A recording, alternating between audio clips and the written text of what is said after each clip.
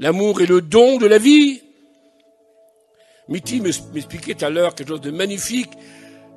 C'est important, Seigneur Jésus. J'aurais presque aimé qu'il vous le dise, qu'il m'a tellement béni tout à l'heure en me le disant, qu'un couple était dans une sorte d'hôtel, je crois, quelque part, et le feu a éclaté.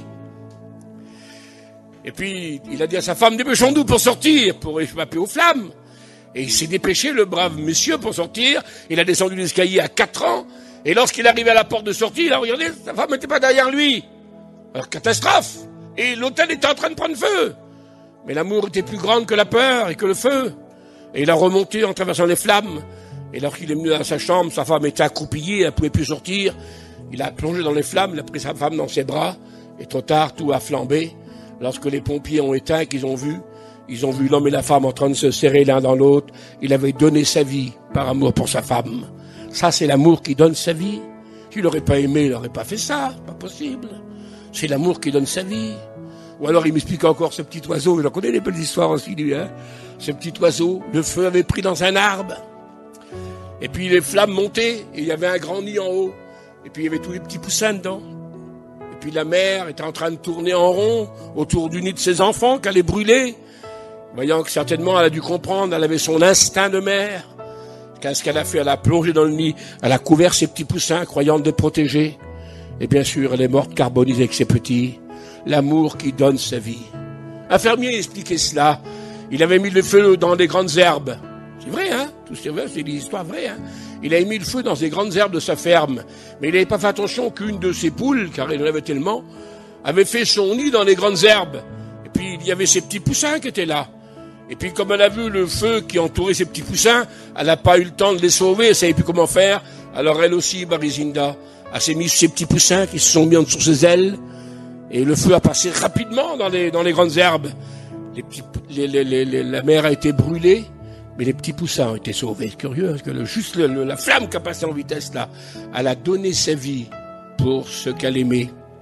On donne notre vie pour ce que l'on aime. Je vais vous expliquer une histoire que j'ai expliquée 20 fois. Il y en a qui la connaissent peut-être, d'autres qui la connaissent pas. Mais c'était mon arrière-grand-père du côté de...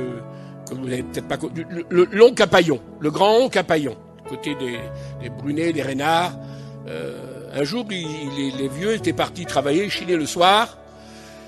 Et il y avait ce vieux homme qui restait là. Bon, c'était mon arrière-grand-père, si vous voulez. Et... sa femme, enfin sa belle-sœur, parce que son mari était parti jouer de la musique dans les pays pour gagner la vie le soir. C'est vieux. Les Fanfarios et tous ces hommes-là, c'était des tout petits enfants, et toutes les femmes, c'était des petites filles. Donc les Fapouillas, toutes les familles que vous avez connues, les familles sont là aussi. L'histoire officielle déclare que la femme est sortie pour demander que sa belle-sœur à côté, c'était 2-3 caravanes. Et puis, comme elle a ouvert la porte, la petite bougie est tombée sur le placard. C'est du bois. Une petite caravane de 3,50 m. Et puis, en rien de temps, en 2 minutes, le bois était ciré avec de la cire, je sais pas quoi, moi, la petite caravane, elle a pris feu. Mais il y avait 8 petits enfants qui étaient en train de dormir en dessous de le bois de lit, là. Et en haut, il y avait un petit bébé aussi, une petite enfant en haut.